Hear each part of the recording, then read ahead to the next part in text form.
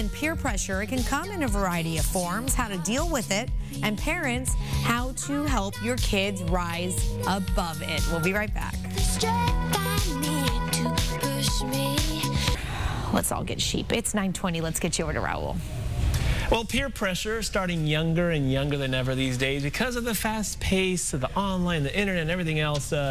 What can parents do to help their kids make the wise decision? Chelsea Cross, author of 19, is here now with a teen perspective on dealing with uncomfortable, dangerous situations for your kids. Good morning, first of all, Chelsea. Good morning.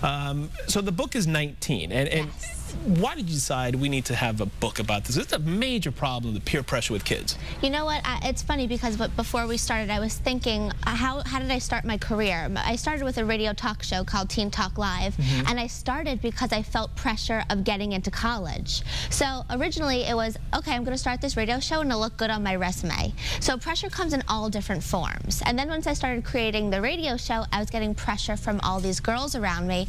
You know, who do you think you are? What are you doing? And it's just, this generation is so fast-paced, so competitive, so high-end. Mean girls are mean, and you know, the girls want to attract the boys' attention, and pressure can really get to the best of us. It's all the same stuff that we were dealing with 50 years ago, 40 years ago, but in just different ways, and it's like haters. That's what the kids say these days. There's a lot of haters. No room for haters. No.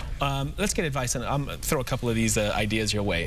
The pressure to fit in amongst your peers, that's huge. Yes, absolutely. The pressure to fit in can be so excruciating because you struggle with who you are and yourself, and do you really want to make these decisions and associate yourself with the people or what they're doing just to fit in. And I went through that as well. And that's why writing 19 was so therapeutic, because I got to reflect back on my experiences as a younger teenager and be like, you know what, if only I had a sense of strength to be like, I don't need to do this to fit into with the cool group, because every girl out there needs to know that they need to stick to their own gut. Right. And the queen bee is not going to be the queen bee forever. And at that age, it's hard because you don't really know who you are as a person, so it's tough to find that self-worth and that. And you said the pressure to be mean. I mean, because that's kind of some girls decide, I'm just going to be the mean girl. In the know, we all know the movie Mean Girls. Yep. And Lindsay Lohan in the movie, she was pressured to be mean. Right. And you saw she struggled with, because she didn't really want to be mean, but she had to be mean, and that could be the hardest thing of all. And my book, you know, in the chapter talks about mean girls and my personal experience and how you can overcome it, and you just feel like there's no win. There's no win, because you don't want to be mean and you don't want to be getting mean too. What about advice for pressure to do drugs? Because that's still as prevalent today as it was in the 70s and 80s and 60s. Just say no is, you know, the motto, but you know what, sometimes saying no, you feel the pressure of, oh, that girl's not cool or he's not cool. And again, it's all about being comfortable in your own skin. And being young, that's hard. Maturity is everything. As you get older, you get more comfortable with yourself, and it's really just strength and perseverance of what you want to do, what you know is right. And it's the pressure also to be something that you're not. How do we get to that? It's easy to say, well, get comfortable in your own skin. How do you tell a teenager, here's how you get comfortable in your own skin at the time of life when you're the most not comfortable in your skin? You know what it is? I always say you have to get involved with something. You have to find your niche. You have to find your hobby.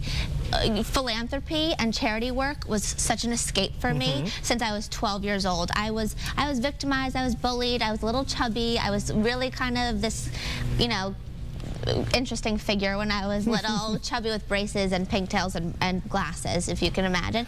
But I got my hands dirty. I started to give back, and charity kind of, I call it my drug of choice. So philanthropy is huge also in the book. Is it something your parents got you involved with, or something you thought of? My parents did introduce me to it, but once they introduced me, I was just so drawn to it. And I got all of my other friends involved in the charities I was involved with, so we all came together for something positive.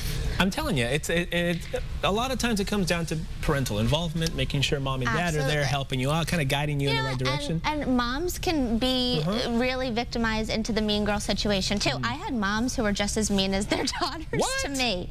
Yeah, so it's really about becoming comfortable with who you are, standing up for what you believe. Getting involved in something is the best thing. I know when I found television production and I started to become friends with other people who were interested in what I was interested, the competition kind of fizzled away.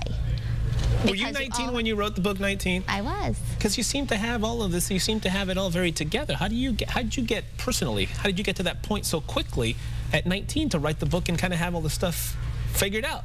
I've been called an old soul for a long time, but when I was little, you could always find me at the adult table. I love to, my mom calls me elephant ears because I just like to listen to everything and absorb it all. But I just think that my experiences through Teen Talk Live and speaking with so many people my age and older has introduced me to a lot of different people and experiences. And different walks of life. It really opens your mind, doesn't it? Right? Absolutely. Oh man, Chelsea, a very, very bright and very interesting book as well. Yes. With good advice. Thank you, Chelsea. For more on the book, it's called 19. For more advice from Chelsea Cross, you can go to our website, fox5sandiego.com. It's all there. Chelsea, thanks. Thank you.